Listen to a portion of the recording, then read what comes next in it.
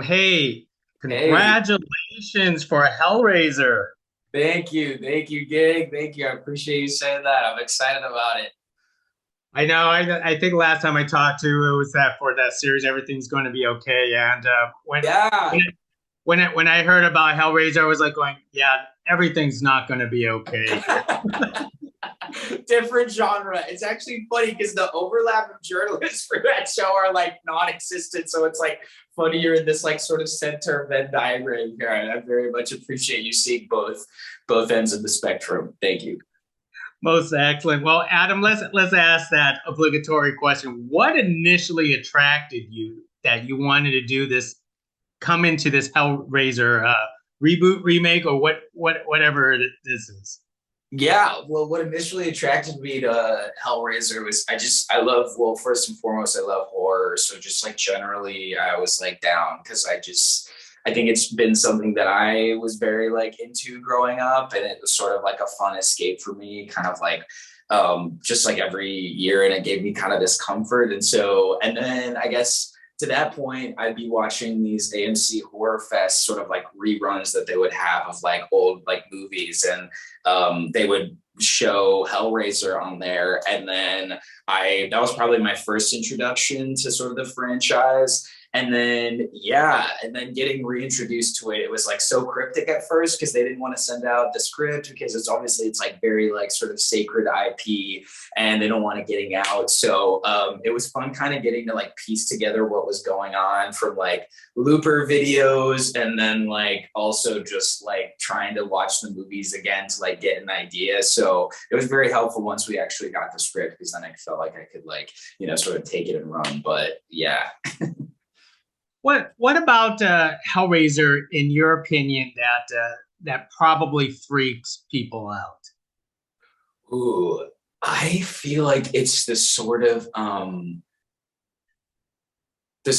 simplicity and the sort of like I mean, they're so frightening in the way that they look, but they're also so simple. They don't make any sudden movements. They're quite like still. And so I think there's something very kind of like terrifying about, like, not knowing whether they're going to move quickly, or if they're just going to sort of sit and like enjoy their meal. So I think that's what scares me the most about them. Just like sometimes when they were just standing was the freakiest part for me, because you're very unsure of like what their next move is going to be.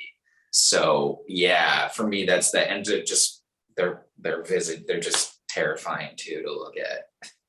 So are they freaky also on the production set as you're acting against them? I mean, there's one thing to watch it Yeah, on film, but there's another thing, I don't know, to see it in person. yeah. I'm gonna be honest. One of them really fucking scared me. Well, a couple of them did. I'd say the Chatterer and the Weeper. The Weeper is a newer one, kind of based on the original sort of text from the novella Hellbound Heart.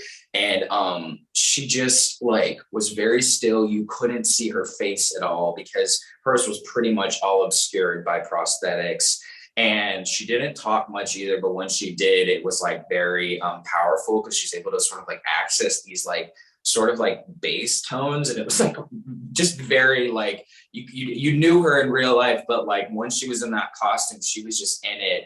And just couldn't, I don't know if she couldn't talk much or she didn't want to, but it was just very it was very freaky. You'll see her in the trailer. She's got basically no jaw either, and just like these eyes that are kind of like bug eyes with pins in them, and it's just it was freaky. So she definitely scared me a lot. Yeah, that was one I didn't have to really act with. She was just like there, and terrifying enough in real life. So at the end of the night, after the production schedule, how do you sleep this off? I mean, I would probably get nightmares. Oh man, dude, it was I mean, Odessa and Drew and I, we shared a lot of scenes together. So a lot of it was like us still awake and like feeling it. So we would just like spend nights, because we were in a hotel room, we would just spend nights like kind of breaking down what the day was like, just because it was so insane. We were doing 10-hour days, which is actually even shorter than the 12 that we usually do. So it's like everything condensed into that one was always so jam-packed, and like there was always something new happening because it was like practical effects. So everything was really, like we were finding it out sometimes on the day, if a rigging didn't work or something, we'd have to sort of improvise. So it was helpful to have them to sort of commiserate at the end of the day, like what the did we just do? It was like, it was very cool. I'm glad that I had them. Well, one more thing before I let you go, Adam. Now, after getting Hellraiser on, under your belt, can we call you a screen king now?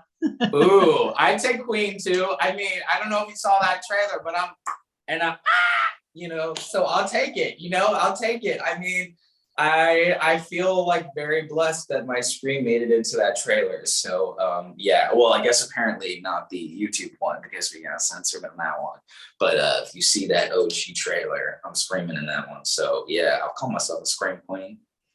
There we go. Well, Adam, it's always a pleasure speaking with you. Hopefully we get to do this again. Yeah, same, bub. It was great to see you again. Hey, thank you. Appreciate it.